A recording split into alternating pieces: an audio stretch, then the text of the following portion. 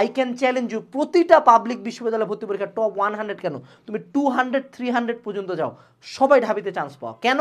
কারণ প্রত্যেকের কাছে এটা হলো একটা সেফ অপশন, একটা ভালো আশ্রয়, এই জন্য সবাই এখানে এক্সাম দেয়।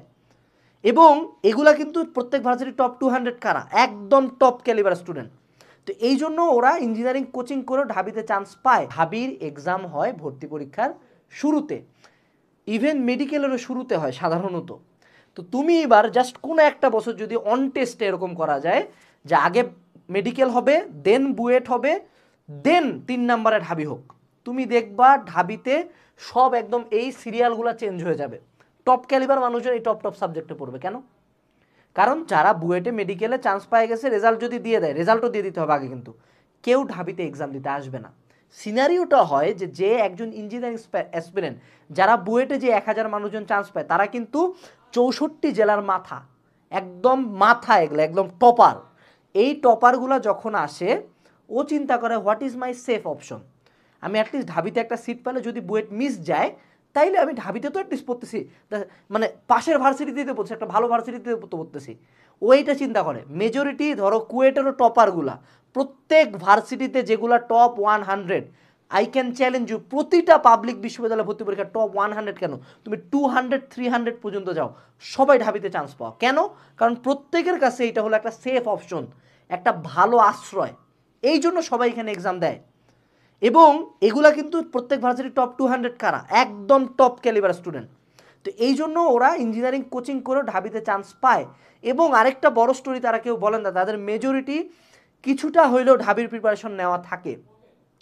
যারা চালাক তারা বলে না, তারা মানুষজন কি বুঝাইতে চায় জানো, ধরো তুমি ওই লাইফে অনেক কষ্ট করে একটা বডি বানাইছো, তুমি বলবা যে না আমি অত কষ্ট করি নাই, কারণ মানুষজন দেখাইতে যায় যে এটা এফোর্টলেসলি করছে, এটা কেউ শেয়ার করে না। সো এইখান থেকে বোঝা যাচ্ছে যে তুমি আমি তো ভাই, যারা আমরা লো ক্যালিবার স্টুডেন্ট, আমরা তো কেউ ভাই বুয়েটের প্রিপারেশন নিচ্ছি না। বুয়েট তো টার্গেট না, আমাদের টার্গেট ঢাবি। মেজরিটি স্টুডেন্টের স্বপ্ন কোনটা থাকে, যে এই যে ভাই 1000 ফেলাও, আমাকে ভাই 2000 থেকে 6000-এর মধ্যে একটা পজিশন দাও ভাই, অ্যাটলিস্ট পাবলিকে একটা সিট পাই। এইটা মেজরিটি বাংলাদেশের 99% স্টুডেন্টের স্বপ্ন। তো যে 2000 থেকে 6000 মানুষজনের এই স্বপ্ন, তারা যদি ওই বুয়েটের পোলাটার মতো চিন্তা করে যে আমি একদম মাল একটা স্টুডেন্ট, আমি না পইরা গেলেও ঢাবিতে চান্স পাবো, ওই পোলার মতো প্রিপারেশন স্ট্র্যাটেজি যদি কারো থাকে, সে মারা খাবে না, মানে ফাঁকা মাঠে মারা খাবে। দেখো যেই পোলা 90% মানুষজন তোমরা ঢাবিতে ফেল করো, 90%, মাত্র 10% পাস করো, এই 90% ফেল, নট পাস, ফেল করছে, চান্সও পায় না, ফেল।